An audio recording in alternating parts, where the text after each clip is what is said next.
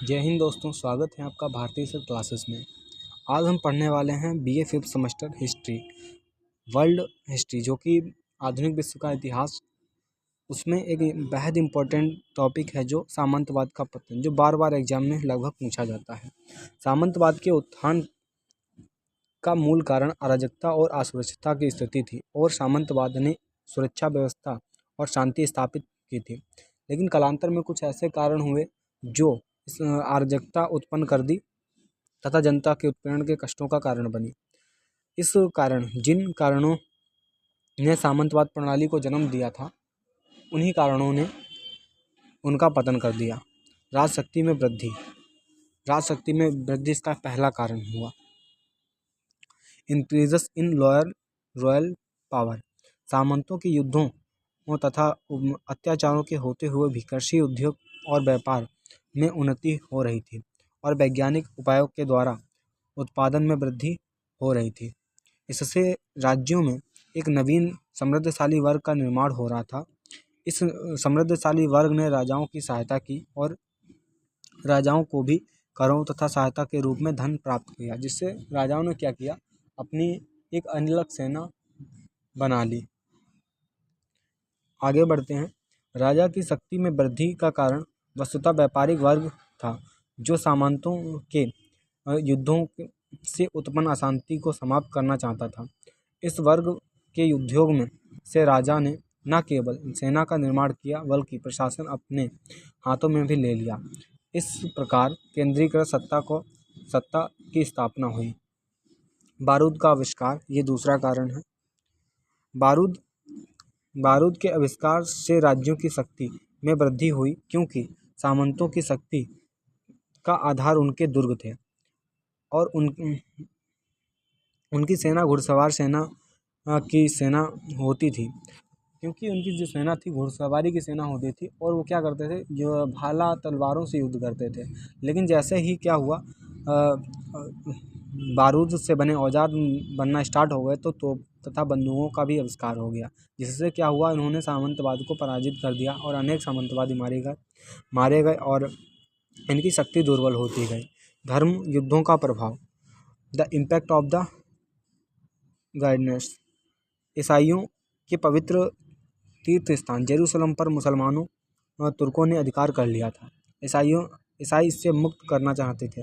इसके लिए 1095 ईसा से 1453 ईसा के मध्य अनेक बार ईसाई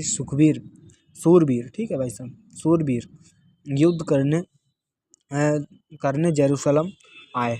इन युद्धों को क्रूस्ड या धार्मिक युद्ध कहा गया है। आगे बढ़ते हैं दोस्तों। सर्वोच्च धर्म गुरु पोप होते थे और जो अपील पर बहुत से सामंत अपने सैनिकों तथा अनुचरों के स्थान धर्म युद्ध में भाग लेने पश्चिमी एशिया आए। इन युद्धों में क्या होता है, बड़ी संख्या में सामंत मारे गए। इससे पश्चिमी यूरोप में सामंतों की शक्ति दुर्बल हो गई और राजतंत्र को दृढ़ होने तथा सामंतों के दमन करने का अवसर प्राप्त हो गया। सामंतों को परस्पर संघर्ष, म्यूचुअल कॉन्फ्लिक्ट क्या होता है। सामंतवाद के पतन का मुख्य कारण यह भी था कि महत्वाकांक्षी सामंत का अपने स्वार्थों के लिए कारण परस्पर युद्ध करते रहना। मतलब जो सामंतवादी हो गए थे वो स्वार्थी हो गए, अपने स्वार्थ के लिए ही काम करते थे। इसलिए इन आपसी युद्धों के कारण इनकी सैनिक शक्ति कमज़ोर होती चली गई और इस दुर्बलता का लाभ उठाकर राजाओं ने अपनी शक्ति को संगठित करने में सफलता प्राप्त की। इंग्लैंड का गुलाबो युद्ध इसका उदाहरण है। यह युद्ध 100 वर्षों तक चला था। अनेक सामंत मारे गए थे, उनकी सेनाएं नष्ट हो गई थी और आर्थिक दृष्टि से दुर्बल हो गए थे। इस स्थिति में ही हेनरी सप्तम निरंकुश राज सत्ता स्थापित करने में सफल रहा। एक हेनरी सप्तम जो कि निरंकुश राजा रहा है, वो इसी समय उसने इस मौके का लाभ उठाकर उसने अपनी सत्ता को स्थापित कर दिया। आगे बढ़ते हैं दोस्तों। व्यापारी उन्नति, बिजनेस प्रोग्रेस क्या होता है। धर्म युद्धों के कारण यूरोप के व्यापार तथा वाणिज्य में अभूतपूर्व वृद्धि हुई। इन युद्धों के कारण यूरोपवासी एशिया से अनेक वस्तुएं की ओर आकर्षित हुए। उन्हें एशिया के देशों के बारे में नई जानकारी प्राप्त हुई और उन्होंने व्यापारिक संबंध स्थापित किए। जब ये व्यापार आगे बढ़ा, वाणिज्य अभूतपूर्व इसका विकास हुआ, तो यूरोपवासी एशिया की ओर निकले और वहाँ के देशों से नई नई चीज़ों की जानकारी प्राप्त हुई और व्यापारिक संबंध स्थापित किया। इन व्यापारियों ने व्यापारिक संघों का निर्माण किया और तथापि व्यापारी व्यापारी धनी थे मगर सामंत इन्हें है मानते थे। व्यापारी धनी थे परंतु सामंत इनकी कदर नहीं करते थे। मतलब इनको समझते थे कि ये बहुत ज़्यादा इनके पास धन नहीं है, हम ही हैं जो कुछ हैं। इसलिए इस प्रकार ऐसे अनेक कारण थे जिस कारण व्यापारी वर्ग राजसत्ता को अपनाने लगा और सामंतवाद के पतन का कारण बना। नवीन नगरों का आविर्भाव। व्यापार तथा वाणिज्य के कारण नगरों का विकास हुआ और नगर व्यापारियों के केंद्र बन गए थे। व्यापार के कारण क्या हुआ, नगरों का विकास हुआ और जो नगर थे वो व्यापारियों के केंद्र बन गए थे। अब इन व्यापारों को बढ़ाने के लिए क्या ज़रूरत थी कि इन्हें मज़दूर चाहिए होंगे। तो मज़दूर क्या होते थे, वो ज़्यादा से ज़्यादा मज़दूर गाँव से जाकर शहरों में बस जाया करते थे, जिससे क्या होता था, नगर और भी बड़े हो गए। इससे सामंतों का अहित हुआ क्योंकि कृषक सामंतों पर निर्भर ही थे और कृषक सामंतों पर निर्भर नहीं थे। जो कृषक सामंतों पर निर्भर थे, अब उन्हें मतलब एक प्रकार से रोजगार मिल गया था, एक प्रकार से उन्हें रुपया मिलने लगा था, एक प्रकार से उन्हें मजदूरी मिलने लगी थी कि उन्हें अब सामंतों पर निर्भर नहीं रहना पड़ता था। आगे बढ़ते हैं। मुद्रा का प्रचलन। मध्य युग में वस्तु विनिमय प्रणाली थी। मुद्रा का प्रचलन कम था, जो कि धर्म युद्धों के कारण व्यापार में वृद्धि हुई, जिसके फलस्वरूप मुद्रा का प्रचलन भी बढ़ गया।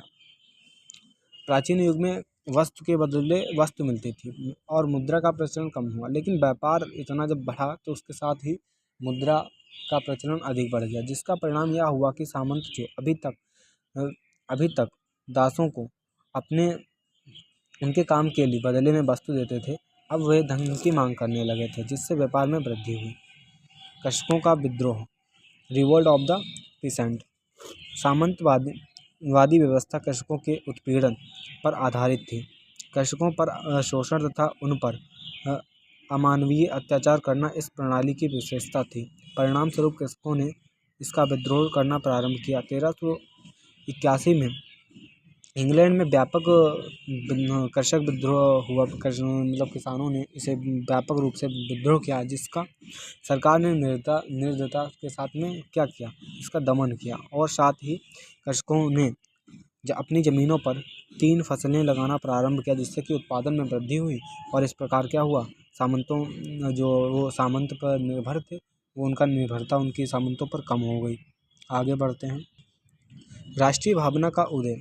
राष्ट्रीय भावना का उदय सामंतवाद के पतन में क्या महत्वपूर्ण भूमिका रखता है, आइए पढ़ते हैं। राष्ट्रीयता की भावना के कारण सामंतवाद का पतन हुआ। व्यापारी लोग अपने अपने देशों में अपना प्रभुत्व बनाए रखना चाहते थे। मतलब एक राष्ट्रीयता की भावना, एक जो व्यापारी हुआ करते थे वो चाहते थे कि हमारा देश जो है, जो हम अपने देश में अपना ही प्रभुत्व बनाएं, हमारे यहाँ और कोई अन्य व्यापारी ना आए, अन्य व्यापारी अपना प्रभुत्व ना स्थापित कर सके।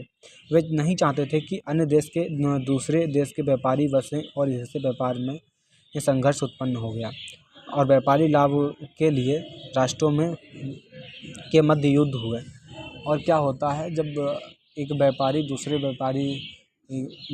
देश के व्यापारियों के साथ जाता है तो वो क्या करते हैं, एक दूसरे का विरोध कर रहे होते हैं, इसलिए वो आपस में उनका युद्ध होना आरंभ हो जाता है। इन युद्धों ने राष्ट्रीय भावना को शक्तिशाली बनाया। राष्ट्रीयता की भावना में सामंतवाद का कोई स्थान नहीं था, अतः राष्ट्रीयता के उत्थान में सामंतवाद नष्ट हो गया। आंतरिक दुर्बलता, इंटरनल वीकनेस। सामंतवाद के पतन में उसकी आंतरिक दुर्बलता भी उत्तरदायी थी। सामंतवाद निरंतर युद्ध प्रणाली पर आधारित था। सामंतों ने छोटे छोटे दुर्ग अत्याचारों के केंद्र बन गए थे। सामंतों के छोटे छोटे दुर्ग थे वो पूरी तरह से अत्याचारों के केंद्र बन गए थे, जिससे अन्य वर्ग, राजा, व्यापारी कृषक, मध्य वर्ग तथा श्रमिक सभी उसके विरोधी हो गए थे। और इस वर्ग पर अत्याचारी जो प्रणाली थी, वो चाहते थे, ये वर्ग वाले क्या चाहते थे कि जो अत्याचारी प्रणाली है ना, वो समाप्त हो जाए। इस तरह के प्रयत्न सबसे पहले फ्रांस और इंग्लैंड में किए गए तथा नवीन विचारों का में परिवर्तनों का तथा वैज्ञानिक अन्य बौद्धिक विचारों का विकास हुआ। इस विकास का सामंतवाद में प्रगति से विरोध हुआ और तथा अतः अब ये स्पष्ट हो गया था कि अब उसका पतन आवश्यक हो गया था। थैंक यू, वेलकम टू दोस्तों। आप लोग स्क्रीनशॉट ले सकते हैं एक बार।